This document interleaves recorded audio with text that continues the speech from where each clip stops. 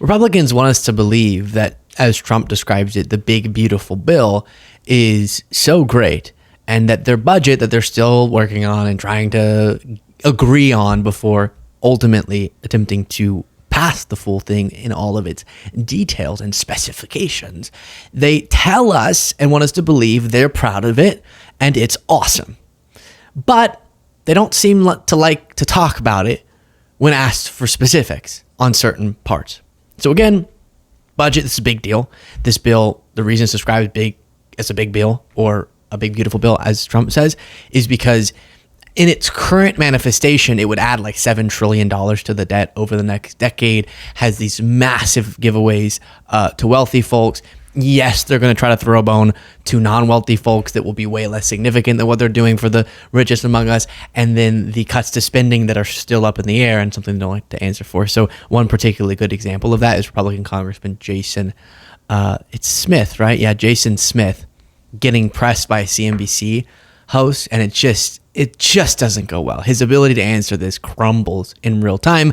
Before playing the clip for you, Brittany Page is with me. You're the best. Let's do it. I think you're the best, Luke. Thank you so much for having me. Awesome. So here again is Republican Congressman Jason Smith struggling to just answer one basic question. That there's not going to be pay-fors for these things if it expands the deficit, and she said yes, she believes that's the case. Is that what you see it as well? There's absolutely going to be provisions that eliminate bad tax policy and replacing it with better tax policy. We did that in 2017. We're going to do it throughout this process. But will it expand the deficit? We're going to eliminate a lot of different loopholes. Will it expand the deficit? It will. The House budget version is much different than the Senate budget version. And in fact, we are going to expand the growth in the economy. And that's the key.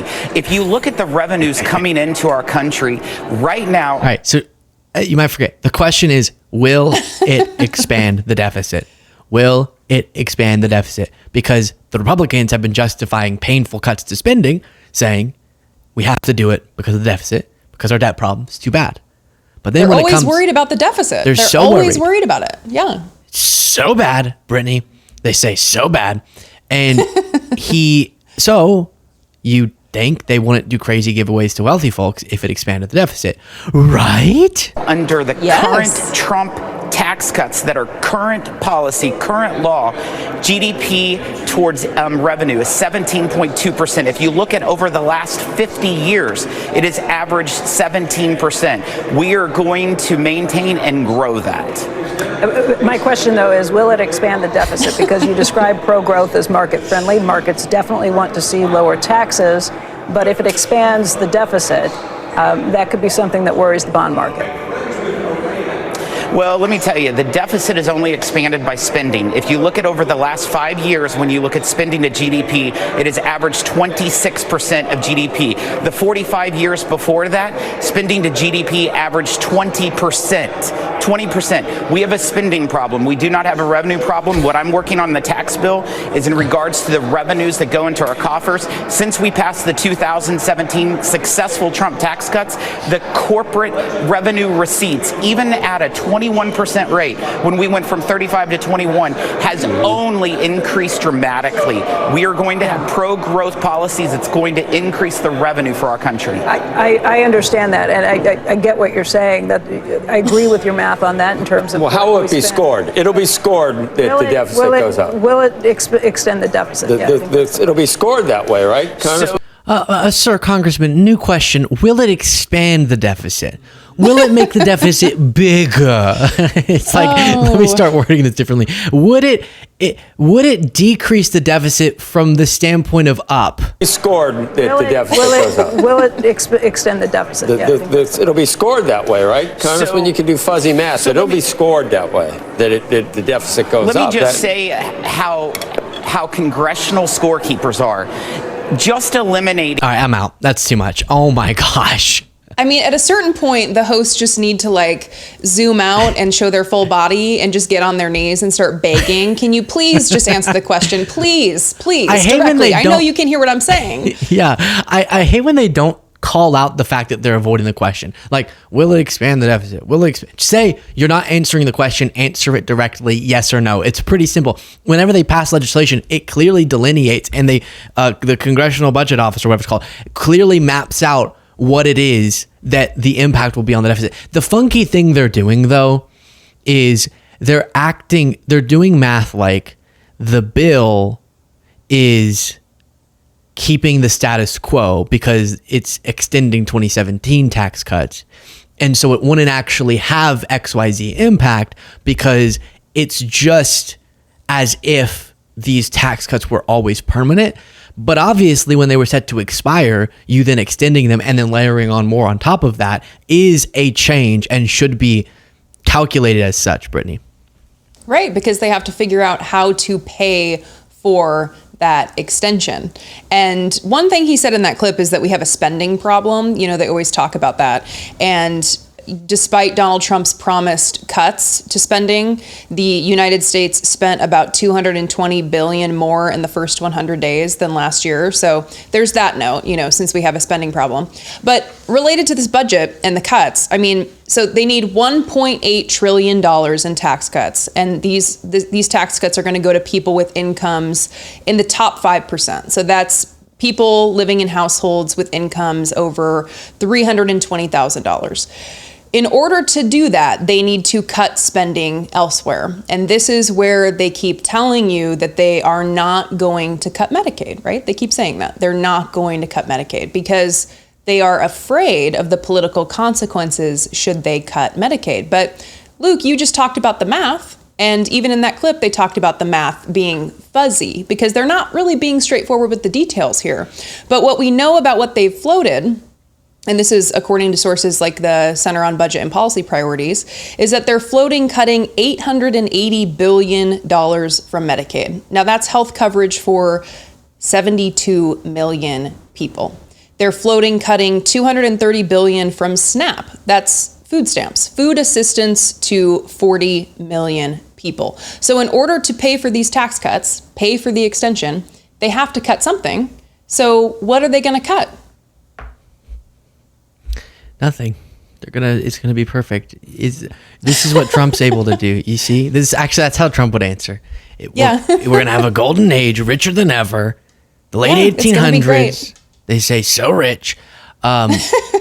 Which, okay. Here's the debt thing is really infuriating because we've gone through the specifics. I don't have them in front of me here, but if you just look at the raw data, then you quickly can come to the conclusion that we really would not be dealing with the debt problem that we're currently dealing with if it weren't for Republicans over the last couple of decades doing this sort of thing. And it's interesting because we've done, the analysis of if you took out emergency crisis spending, stimulus because of the pandemic or the Great Recession, then 90% of the contributing to the debt is because of these embedded tax cuts, so disproportionately benefiting the richest people.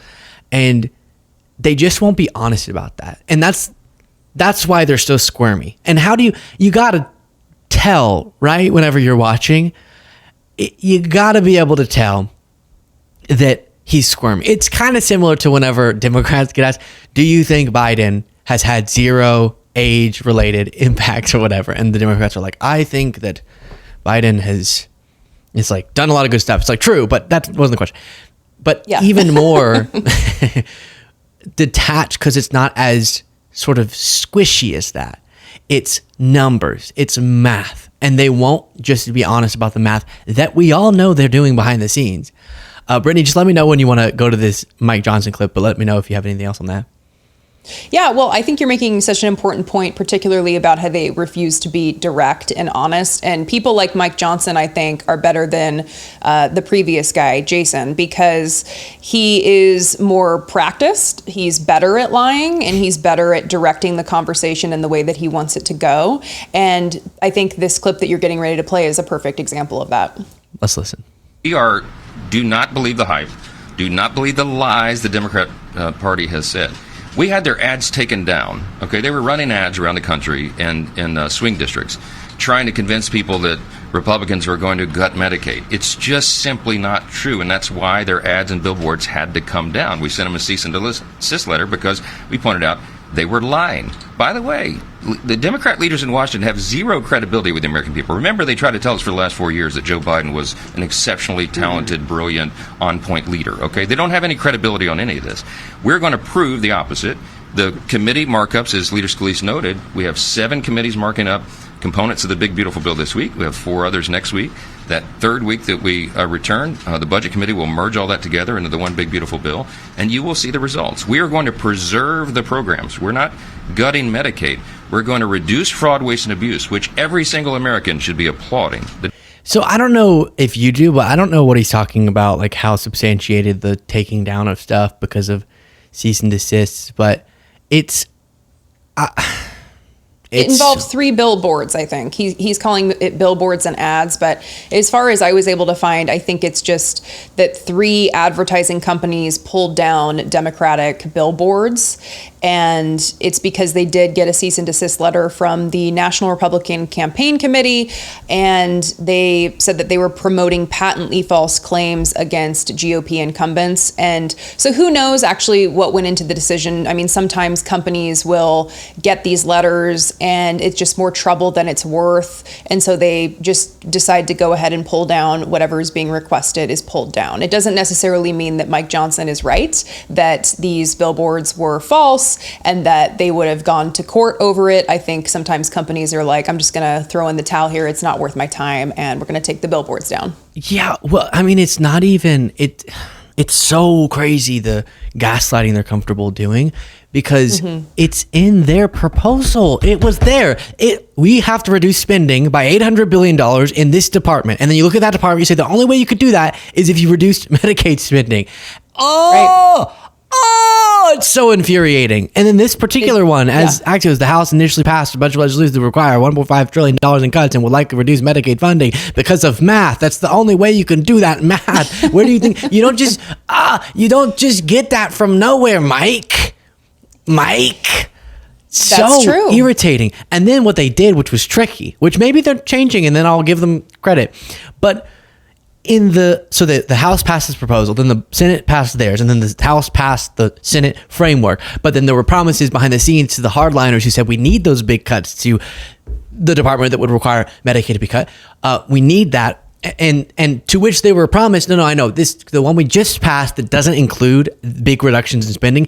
That's just for the time being. We're going to re-include those later. That's been a big part of the message. They're going to reduce spending. Otherwise, this would be a huge decrease in revenue and an increase in spending, which would create a different problem, which is exacerbating the debt problem that they keep pointing as the boogeyman that the Democrats have created, even though in the last 100 years, Republicans have worse record on the debt deficit. But all of that is to say, they put that in the framework and then they took it out because they were getting so much outcry. So maybe we do take down the ads unless they put it back in. Then we're going to bring it back up. But we also have on the record that they were telling the hardliners they were going to put it back in. So what are we supposed to say, Mike?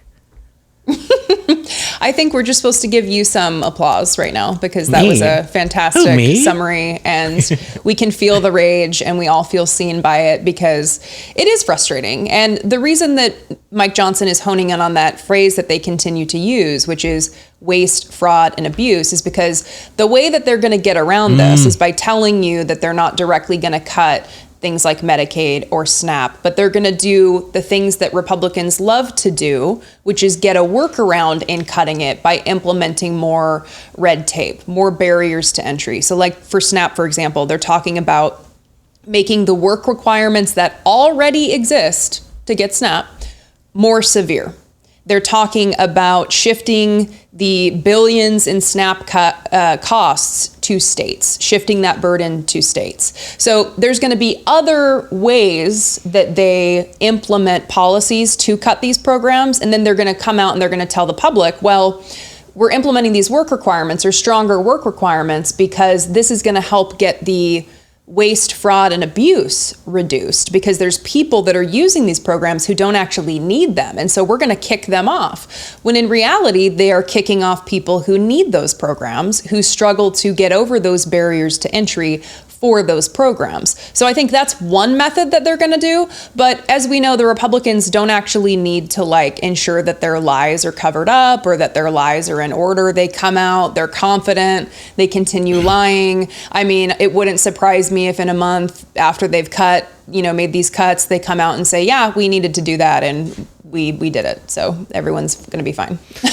Yeah, that's a really good way to break it. That was actually, maybe I shouldn't have articulated that. That was better. That was more elegant, explaining more substantively what they're really planning on doing so they can say, no, we weren't cutting benefits. We were adding protections. But then we've looked at the studies on that, and it doesn't do the thing they say it does, but it does add enough red tape where a lot of people don't figure out how to get access to the benefits they deserve.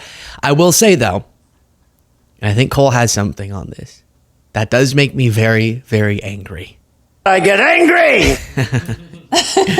Brittany. I was nervous that it was going to be a surprise photo of God knows what, of Rick Scott, of JD Vance. I don't, okay, is it me saying fault. the name that brings it up? Because I'm not going to say the name again, if that's going to be what brings it up. I'm not going to say JD Vance. Oh my goodness. Well, I enjoy having fun with you and being angry with you. Remind people where they can support your work, Brittany. You can find me right here on YouTube. Just search my name, Brittany Page. I host the Page Perspective, and I would love to see you over there.